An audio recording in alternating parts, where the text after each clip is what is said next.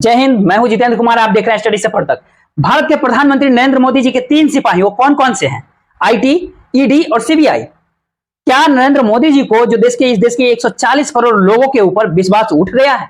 क्या उन पर विश्वास नहीं है? वो हर एक भाषणों में भाइयों और बहनों को जो जिक्र करते थे, क्या उन्होंने भाई बहनें साथ छोड़ दिया है?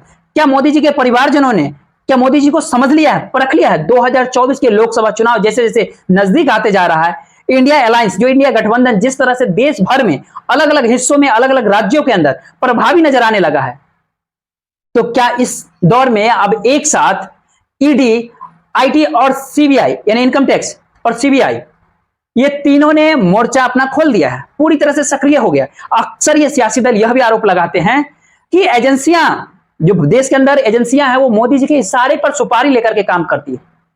चाहे ईडी हो, चाहे सीबीआई हो, चाहे आईटी हो, इसकी कितनी सच्चाई है इसके अंदर, इसको समझने के लिए पिछले 3 दिनों के अंदर के पूरे प्रकरण पे नजर एक बार देते हैं कि इस देश के अंदर 72 घंटे के अंदर इसके बीच में एक असली भूकंप भी आया था, लेकिन एक भूचाल आ गया था। दिल्ली में भी भूकंप आया था, लेकिन देश सियासी रूप से भी लगातार 72 घंटों से हिल रहा है।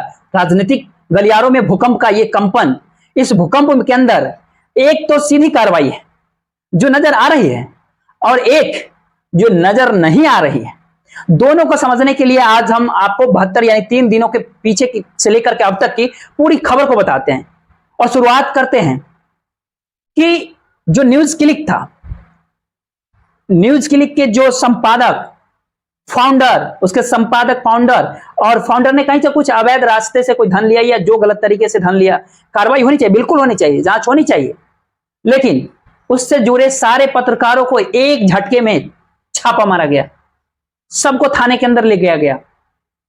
सुप्रीम कोर्ट को पत्रकारों ने देश भर के चिट्ठी लिख डाला, चंद्रचूड़ साहब से इंसाफ की गुहार लगाई कि प्रेस को मुक्ति दिलाइए, न्यायमूर्ति आप ही दिला सकते हैं। चंद्रचूड़ साहब से गुहार लगा रहे हैं सारे पत्रकार।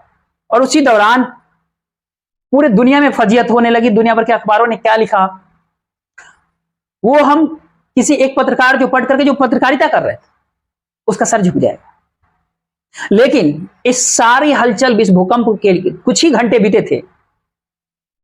4 अक्टूबर याद कर लीजिए, 4 अक्टूबर सुबह 7-8 बजे के आसपास संजय सिंह के आवास पर जो आम आदमी पार्टी के सांसद हैं, ईडी पहुंचती है, पूछताछ एक्शन शुरू। पूरे दिन जांच पड़ताल पूरी होती रही और शाम होते होते संजय सिंह सांसद जो है आम आदमी पार्टी के, वो गिरफ्तार हो गए।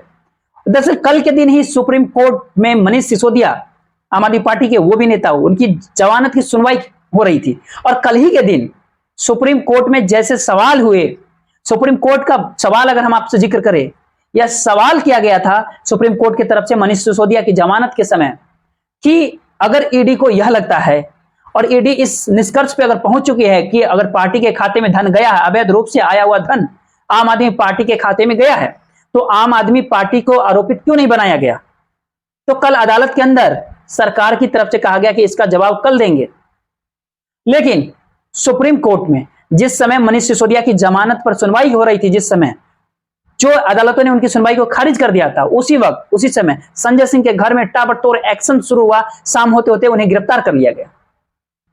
और इससे और आगे अगर बढ़ करके देखते हैं तो कल ही शाम के नॉन स्टॉप ये है, चल रहा है, ये कार्रवाई पूरा सक्रिय है। एजेंसियां डंके की चोट पर जब 56 इंच की छाती ठोक करके जब नरेंद्र मोदी जी कुछ भी करते हैं तो अपने किए हुए हर काम को मंच से तालियां बजा बजा करके सही साबित करने की प्रयास करते हैं, तो फिर शर्म और लज्जा की समाप्त हो जाती है वहां पर। शायद कुछ ऐसा ही हो रहा हो।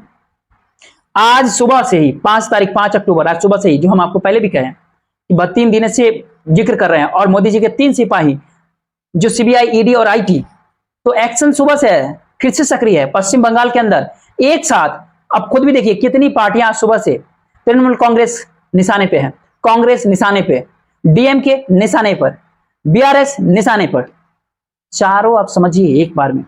पश्चिम बंगाल के अंदर खाद्य एवं आपूर्ति मंत्री है वो घोष साहब के घर पे 13 ठिकानों पे एक साथ छापामारी, नगर पालिका घोटाला, नगर पालिका भर्ती घोटाला, इसी मामले में छापेमारी हुई 13 जगहों पर। उनके मध्यग्राम सीट से ये विधायक है और ममता बनर्जी के सरकार में खाद्य महापूर्ति मंत्री हैं, डीएमसी, उसके अंदर छापेमारी हुई ईडी का। यानी एक सिपाही बंगाल की तरफ है, रुक किया, वहां सक्रिय हुआ टारगेट पर डीएमसी विधायक ममता सरकार की। अभिषेक बनर्जी पहले से ही टीएमसी के महासचिव ममता बनर्जी के भतीजे पहले से ही निशाने पे थे। अब इससे आगे अगर चलते हैं तो तमिलनाडु चलते हैं।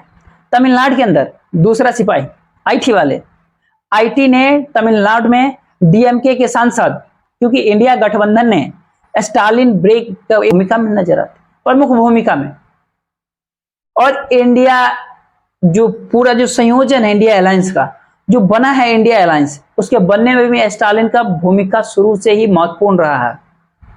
तो स्टालिन साहब की पार्टी डीएमके और उसके सांसद हैं एस जगत लक्ष्कन, उनके रक्षण या जो भी है, लेकिन उनके के घर पे, उनके ठिकानों पे आईटी पहुंची सुबह सुबह आज, और 40 ठिकानों पर जगत रक्षकन के सांसद डीएमके के 40 ठिकानों पे वो छापी मारी, ताबड़तोड़ एक पर एक एक्शन डीएमके के अंदर।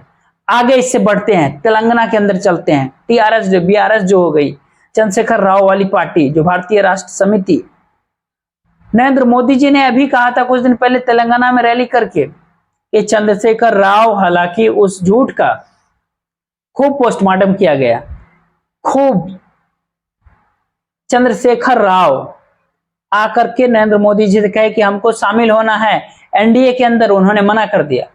सिर्फ चंद्रशेखर राव को मना किया उन्होंने, अजित पवार को घर से बुला करके लाए महाराष्ट्र में, ऐसे बहुत सारे और सहयोगी है, सिंधिया को घर से बुला करके लाए, एकनाथ शिंदे को, लेकिन चंद्रशेखर राव को मना कर दिया।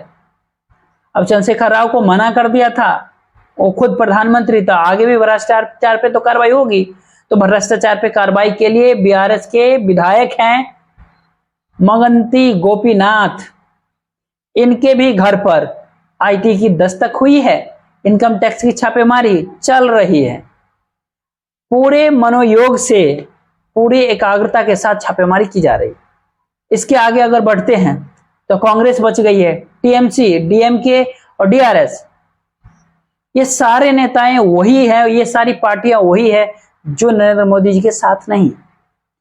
कितना हिंदुस्तान भारत के अंदर संयोग कितने अच्छे हैं, कितने बनते हैं, और भ्रष्टाचारी सारे विपक्ष को लेकर के सारी जांच एजेंसियां, ये भारत के अंदर भ्रष्टाचारी जो है केवल विपक्ष में ही मिलते हैं, सत्ताधारी पार्टी के अंदर कोई नहीं है।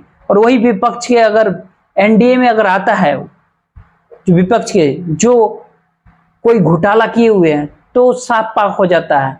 चाहे कर्नाटका सहकारी केंद्रीय बैंक शिवमोग्गा करके, इसके अध्यक्ष है मंजुनाथ गौरव, कांग्रेस के लीडर हैं, और इनके 3 आवास पर, 3 घरों पर ईडी की छापेमारी चल रही है। ये एक बैंक के चेयरमैन रह चुके हैं, इनके 3 ठिकानों पर ईडी की छापेमारी चल रही है। तो प्रवर्तन निदेशालय के छापेमारी, आप यह भी सोच लीजिए कि जिन सिपाहियों पर जो सवाल हो रहा है कि ईडी, सीबीआई और आईटी, ये 3 सिपाही साहब के हैं, उनके इशारों पे काम करती है, तो इसमें से सबसे मजबूत सिपाही कौन है? क्या वो ईडी है या सीबीआई है या फिर आईटी है? लेकिन लगता है कि सीबीआई सबसे कमजोर हो चुकी है। 3 सिपाही में सबसे ज्यादा मजबूत है वो प्रवर्तन निदेशालय जो ईडी है। क्या ऐसा है? आईटी उसके बाद है, और तीसरा नंबर पे शायद होमगार्ड जैसे हो गया सीबीआई। अब यही दोनों निपट ले रहे हैं सरकार के सारी कार्य को। और आप यह भी सोचिए कि अजित पवार जो